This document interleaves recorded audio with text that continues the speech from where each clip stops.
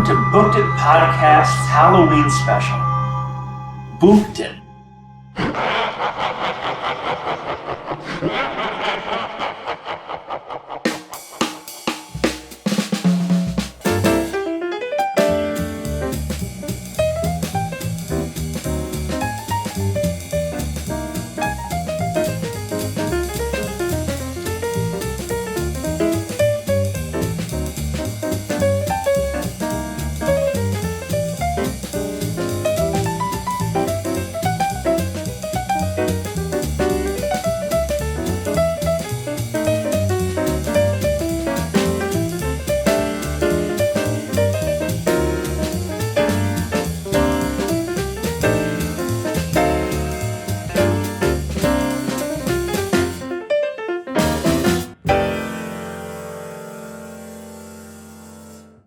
Well, it's that time of year.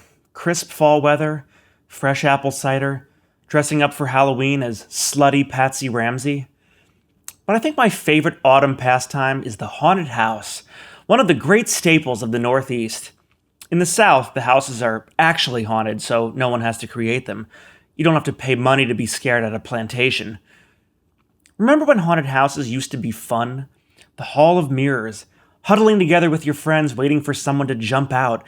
A beach ball with a sheet over it attached to a fishing rod would come out and scare you. In the past few years, though, haunted houses have become increasingly more focused on being absolutely, blood-curdlingly horrifying. I'll never forget when I was younger going with my friends to the haunted houses out in New Jersey.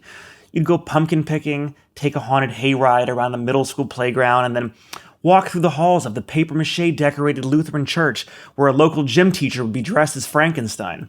It wasn't that scary. It was fun scary. Now, if I want to go to a haunted house, I have to fill out a 40-page waiver and pay $75 to be chained to a wall while someone puts their hand down my pants. Given it's still the local gym teacher, but that's beside the point. Back in the day, haunted houses were meant to make you be laughing scared. But now, Bane Haunted House in New York City bills itself as, quote-unquote, the scariest thing you'll ever experience, involving claustrophobia and separation anxiety. I already have these issues from when one of the kids locked me in the boathouse at sleepaway camp. How's single motherhood now, Jessica Benson? The scariest thing I'll ever experience? Are they going to erase my therapist's number from my phone and show me a picture of my 7th grade girlfriend? For a haunted house to be scary in the 90s, you had to do acid. Now, I'm being buried alive in a coffin with a clown that's trying to put a catheter in me.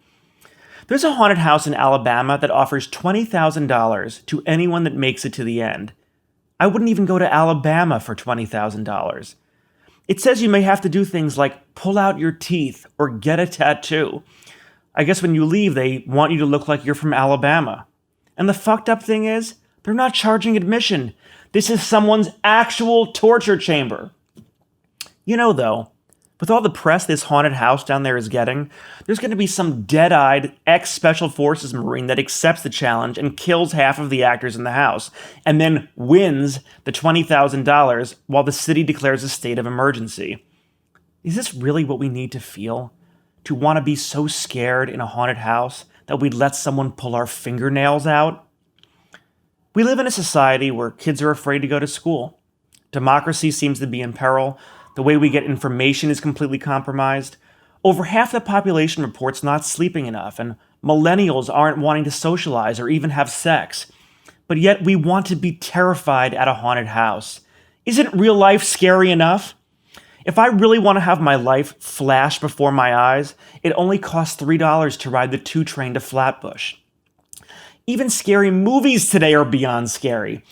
Horror films have always reflected the time period they're made. In the 2000s, we got Saw and Hostel during the Iraq War when people were actually being tortured. It's what scared us then. Now we have films like Hereditary, Midsummer, Joker, these brutal, painful, real moments of terror. It's what we need to feel anything. We're so lonely and sad and depressed by social media that we just want to be stimulated in some way. This is why when they post an ad for a haunted house where someone chops your dick off, there's a line out the door. But why are we willfully taking on trauma in our lives? because there's a perceived payoff. We stand in line at 4:30 a.m. at Ripley Greer trying to get a job on a cruise ship. That's masochistic. Are we going to these crazy haunted houses for bragging rights? Or is it to allow us to feel stronger than the world that's constantly trying to actually destroy us? But if I really want to be scared, I'll just read your Facebook posts.